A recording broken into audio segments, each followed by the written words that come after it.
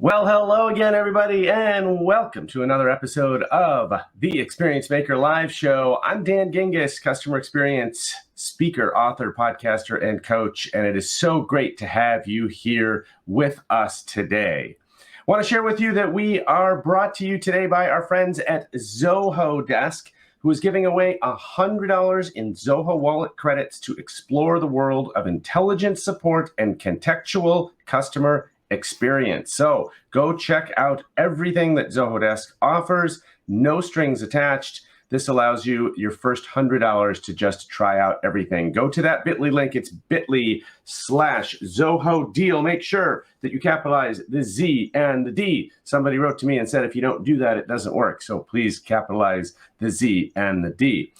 I promised at the end of last episode that I had a big announcement this episode, and here it is. Today is the final episode of the Experience Maker Live. After 113 episodes, we're going to retire this series for mostly the reason of trying to do something different and move on and continue to evolve.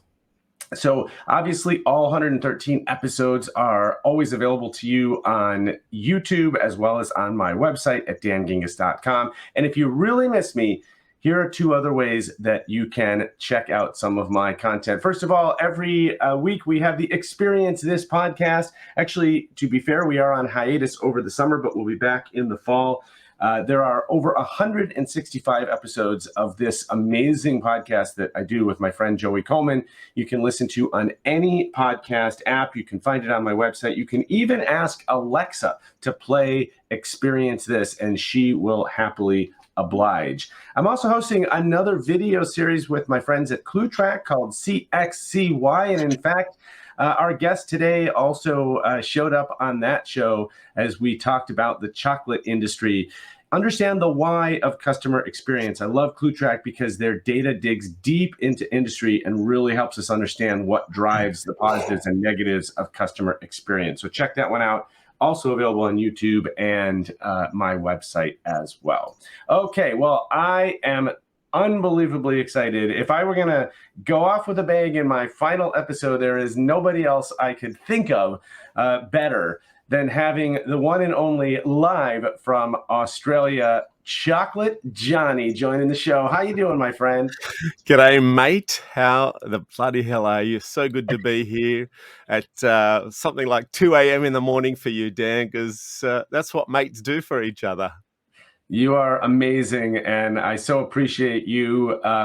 We have been able to, engage with each other now for a number of years. I believe we met at Social Media Marketing World. Is that right? A number of years ago? Yeah, Social Media Marketing World. I was a speaker there, and just a whole lot of people were saying, I did a blast, and I said, who should I meet? And your name popped up so many times.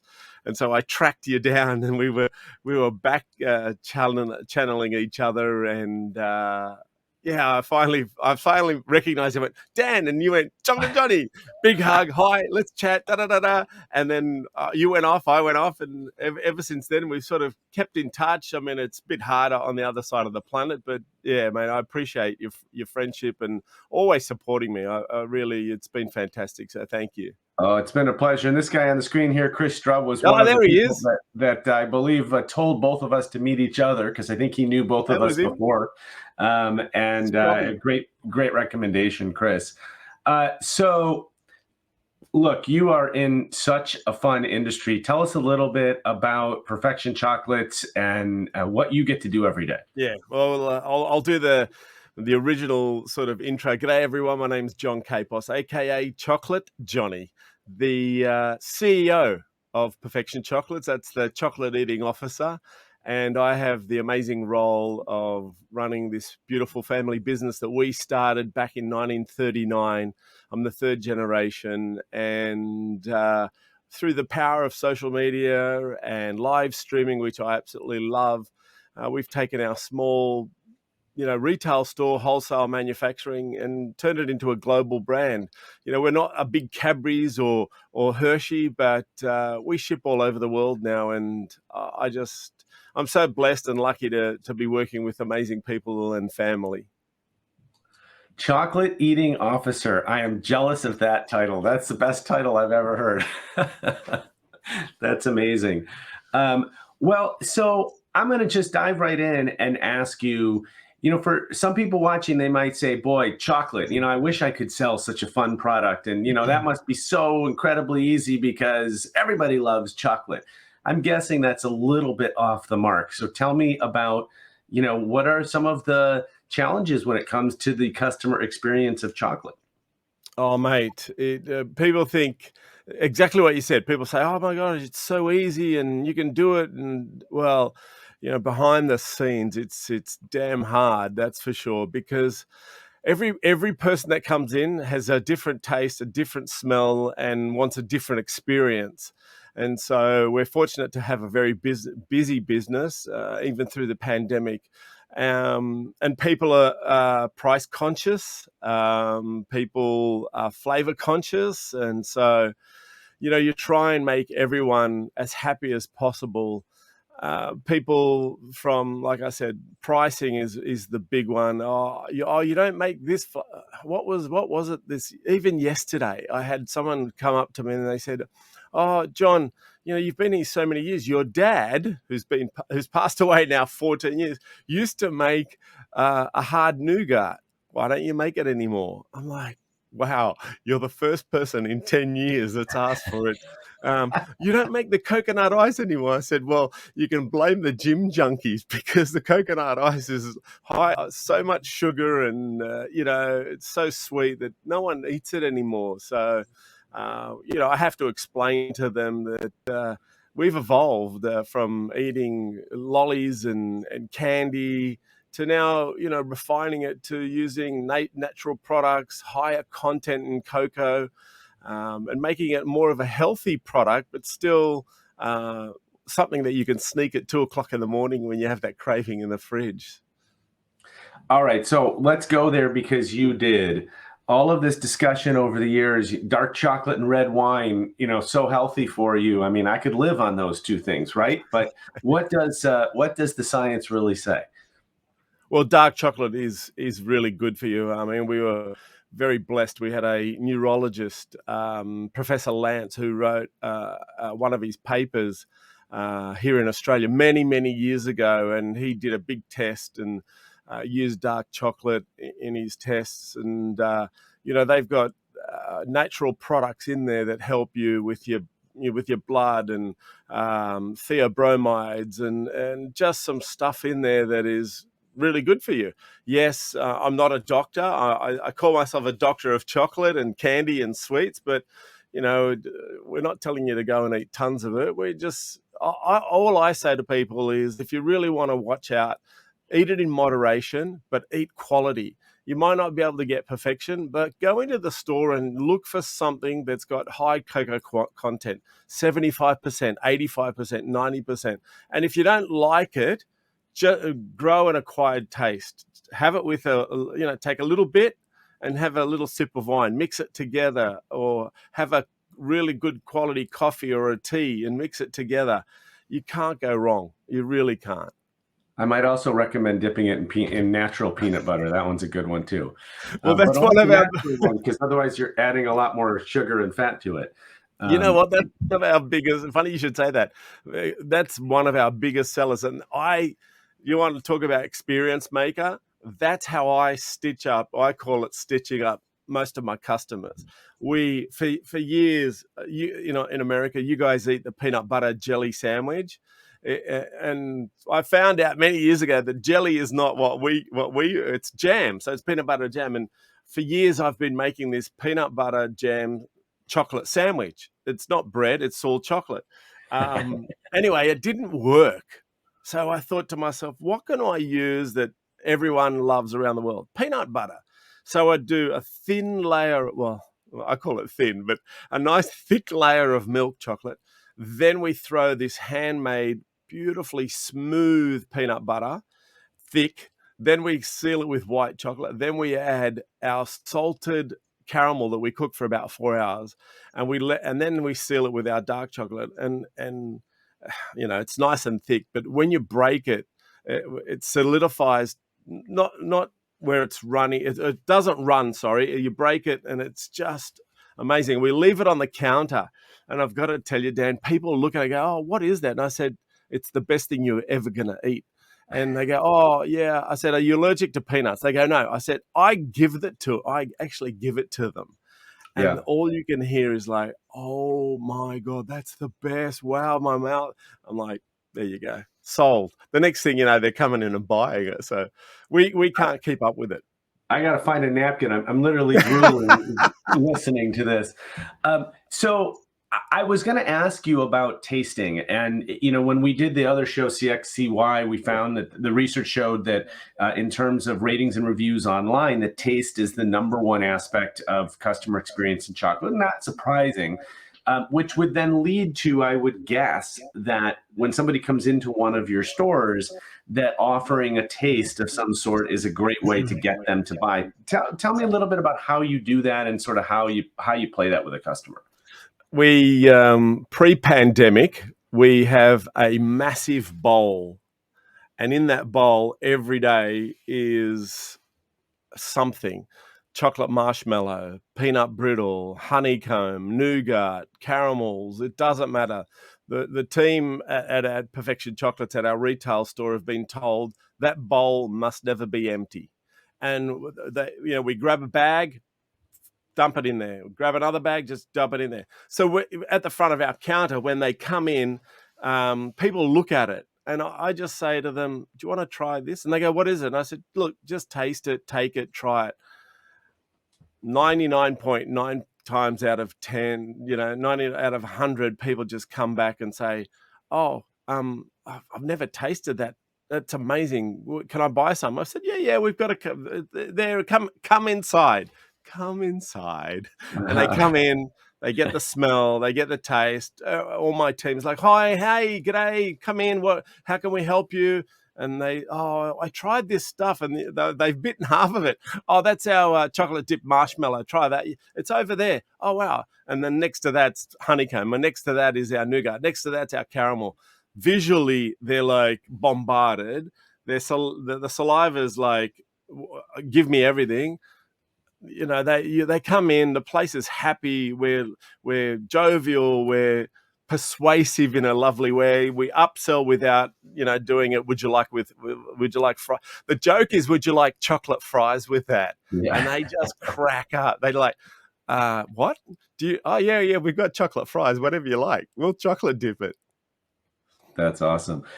Is there a strategy behind what you put in the bowl? Is it No. something that's the best seller, something that you're trying to get rid of, something that you just want people to try that's new? Yeah, Or we definitely with something new. Like, so I have a walnut farmer who has tons of walnuts and trying to get rid of them, and she's blessed me with a couple of 100 kilos just to test the market. And so we've made a caramel walnut chocolate bar. And so tomorrow, or this morning, that we're slicing that up, and we're going to put that in, and that way we can gauge what people think of it. The other day we chocolate coated some walnuts, but the whole ones, I just did the whole lot and put them in there. And then if we don't have something new, we just put on the good old classic favorite. We'll cut up some Rocky Road. We'll put some nougat, caramels, hazelnut, you name it. Well, every day there's something in there. And I think, like we just finished Easter, we make solid Easter eggs, and we made a few kilos extra. We still put them there, and people are like, oh, Easter eggs. But I'll tell you one thing: when they see them, they taste them, they try them. So, no one's complaining, right? no one complains that Easter's finished. That's for sure. Yeah, that's awesome. Well, we have a question from Chris. I'm going to put up on the screen there. We know you've had customers come in from social media and live streaming, but what have you learned or changed in store from what you've seen on social media? I love the kind of interaction between offline and online, I think, is the heart of the question here. What have we? It's a good question. What have we learned in store from what we've seen? Do you know what? Okay, social media has made the customer smarter. So this is for all you small business owners out there. Just remember, before they've walked into your store, they've looked at Google. They've reviewed your Google reviews. They've looked at your Facebook, your Instagram, your Twitter, your Snapchat, your TikToks. Before they've walked in, they literally know who you are. And so with social media, what I've realized is that we've got to be one step ahead of the customer. What I've learned is they come in for experience, and they come in for it. So you've got to give it to them before they come in. So as they've come in for the first time, give it to them because they're waiting for it. You lead the way. And so with social media, I just do it a little bit better, more refined, more passionate, because they are waiting for it. And if you don't give it to them, there's that 1-star Google review that you don't want. Yeah, for sure. So, and I know, I mean, let's back up a second here, because you have made a name for yourself, Chocolate Johnny, using social media and using live streaming. And I think that's one of the things that makes your business so interesting. Tell us about your strategy there and kind of how that's evolved over the years. Wow, 2014, I was introduced to a app called Meerkat. And if you're out there, anyone and everyone, I don't know if you guys know Brian Fanzo and a few others that I met there. I met Chris Strubb, our mate watching us. Chris, how are you, brother? It's so good to see you. So that I tried that out, and it didn't really work in Australia. Then Periscope came along in 2015. So we're talking about mobile live streaming back then. And I love it. I'm not ashamed to say that I love the camera. I love being live. I love showing the world where we live and our business. And that actually catapulted Perfection Chocolates to a point where I was going live every day. And in fact, many times I wouldn't, would you call it viral back then? No, well, yeah, I mean, if you look at my Twitter, one of our lives on Periscope had 118,000 live viewers. We made $4,000 in sales. I believe I was one of the pioneers in selling products on live. I did an experiment where I made some freckles, some chocolate freckles. And I said to the people out there, "G'day, everyone. We've just made all these freckles. We've made 100. I made 110. Love to get rid of them. All you have to do is email." Remember, we didn't have the technology that we have now, like Amazon and click to pay and stuff like that. I said, "Look, go on my email, put the code in, Freckle10, and from $25, I'll give them to you at 20, and we'll ship them out." 3 minutes, if that. All I heard on my email, on my phone was going ding, ding, ding, ding, ding. 10 people. Straight away I went, okay, this is there's something here. And so we continued doing that, going live. We had Blab, which only a few people would know about. And I used Blab. I liked Blab. Yeah, I loved Blab. Blab I did very well at, because Blab was 4 screens. And for Blab, I would have one camera facing the chocolate machine, one camera, our manager in the store, one camera on me, and one camera on the customer. And we would walk around, and she'd say, "Oh, I'd love that one. I'd love that. I'd love that." Put them in a bag, and we ship it out to her or them, whoever they were. That was fantastic. Unfortunately, that's sort of died. Then YouTube Live started, then Facebook Live started, then TikTok Live. Well, it was Musically. TikTok Live came along. Instagram Live came. So all of a sudden, we were bombarded with all these multiple live streaming. And look, for small business owners out there, I do love TikTok now. Have done for many years. And I would definitely, here's my advice to you. You're a small business owner. The pandemic is over. People are coming back. And people want to see, hear, and feel you again, and they want to walk into the store. They've been living, you know, in miserable times, and you want to support them. They want to support you. So, guys, if you're in small business, get in front of that camera.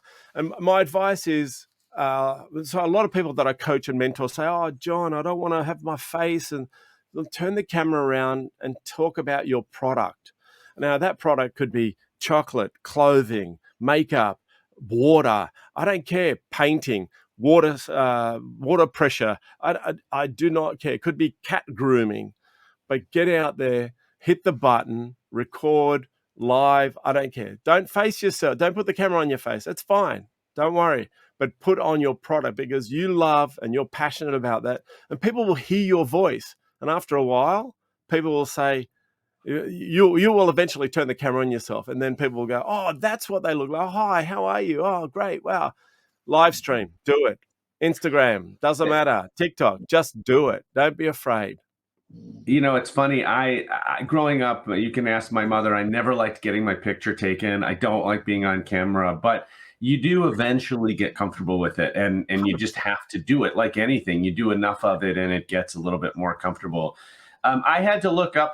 I'm sorry. I'm a little bit embarrassed, but I didn't know what a freckle is, and so I'm assuming other people maybe did not know. Yeah. That's not a term we use in the U.S. So here's some examples of some freckles. They look like chocolate discs with what we might call sprinkles on them. I know in some parts of the country we call them jimmies. I don't know why people call them jimmies, but some do. Here in Chicago we call them sprinkles. But if anyone else was wondering what a freckle was, I felt like it was my duty to share that with everybody. Yeah, that's what we grew up with. We called them freckles. They actually are called sprinkles as well.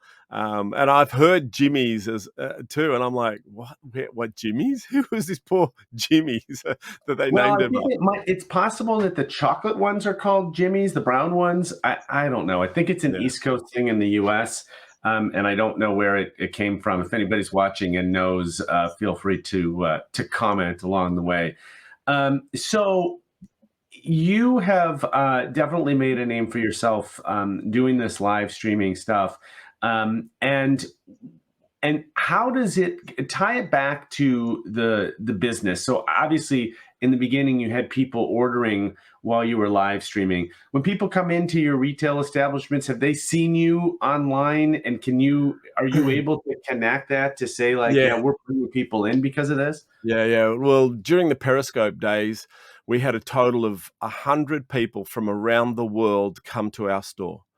And still to this day, I have people coming in from TikTok and saying, "Oh, I saw you on TikTok, and I just wanted to see the fountain, and I got to try the mocha, and you're so funny on live streaming, and oh, you're so tall. I didn't realize you were that tall, because I'm 6'2", and they're like, "Oh, wow, you're so tall." And but I think I love the fact once. There was this guy and this girl in America. They repair old stuff, and I can't remember his name. They live in Vegas. They had a reality show, and they would bring back. People would bring their old Coke bottles, Coke machines, and cars, and American Restoration, something like that. It was called. They used to watch me on Periscope, and they had bigger followers. They would finally they made it to Australia, and they came into the store and asked me. They placed a massive order for me to distribute to their Australian friends and clients. So it's so powerful because people feel like they know you. They build it's through live streaming. I had an analogy. They built the trust. They built they built an experience, and that you build your business. It was a really funny thing. I don't know, people stepped into your life and they knew everything. People were sitting there watching every detail. Oh, this happened or that happened.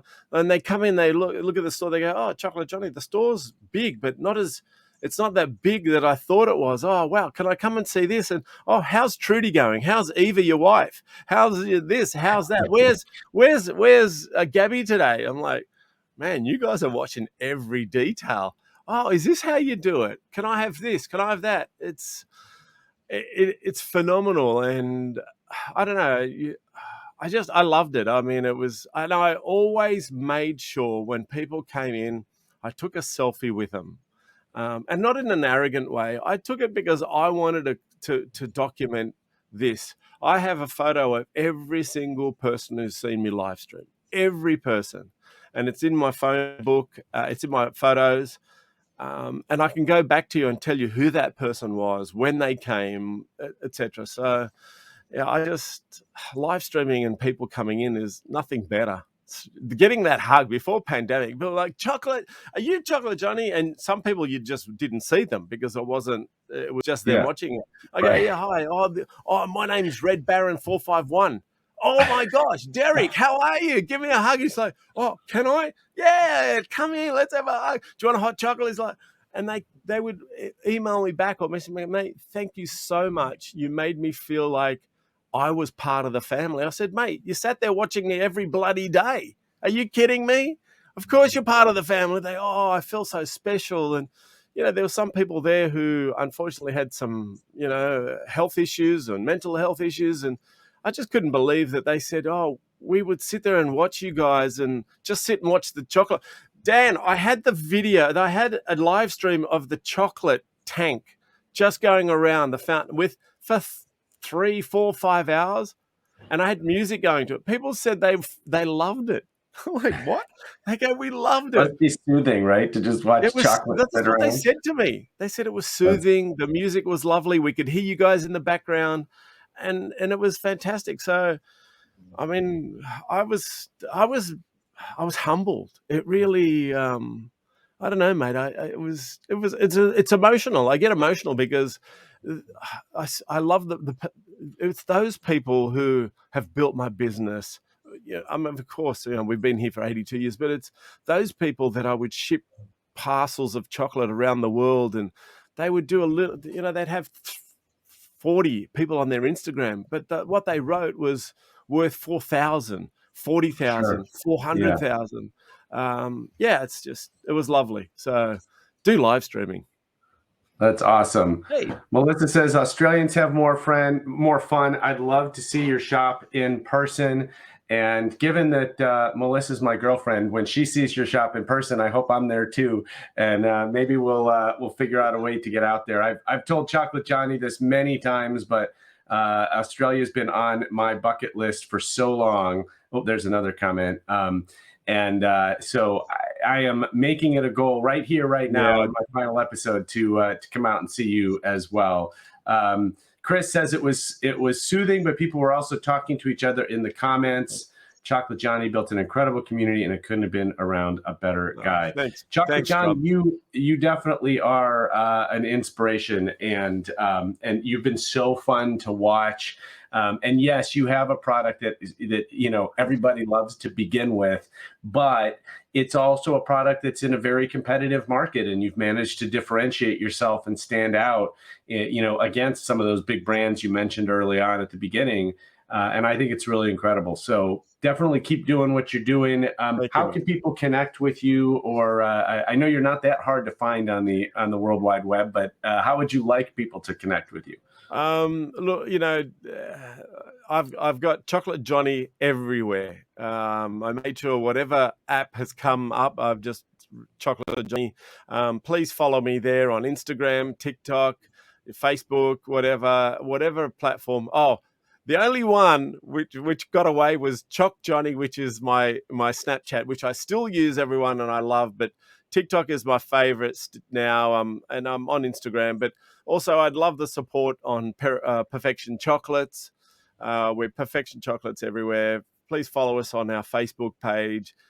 We are now starting to ship to the US, so if you do want to try some of our products, even though it says that we're not, we've opened up the floodgates again. The pandemic, I feel, has now subsided, and yeah, things are slowly getting back to normal. So Perfection Chocolates and Chocolate Johnny, and all I want you to do to encourage you is say that you saw us on the Experience Maker.